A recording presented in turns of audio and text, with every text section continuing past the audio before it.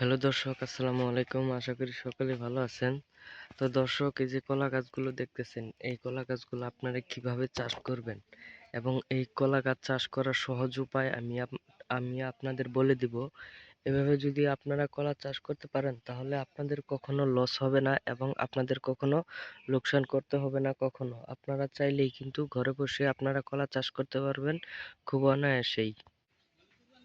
তো দর্শক, আপনারা প্রথমে একটি জমির মধ্যে আপনারা যদি জমির মধ্যে চাষ করেন তাহলে কিন্তু উম, আপনারা কিন্তু একটু করে গাঁথা করে তারপরে ওই কলার চারাগুলো আপনারা যেমন এই যে এরকম চারাগুলো আপনারা ওইখানে ওই গর্তের মধ্যে বুনে দিয়ে আপনারা কিছুদিন পানি টানি দেওয়ার পরে কিন্তু আপনার কলা গাছের চারাটা লেগে যাবে।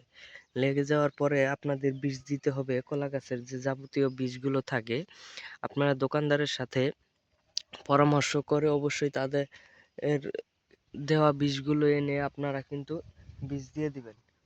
তারপরে আপনারা এই কলা গাছগুলো বড় হলে কিন্তু এই কলা গাছে কিন্তু অনেক ভালো ভালো ফলন হবে এবং আপনারা চাইলেই কিন্তু অনেক ধরনের কলা কিন্তু আপনারা বিক্রি করতে পারবেন।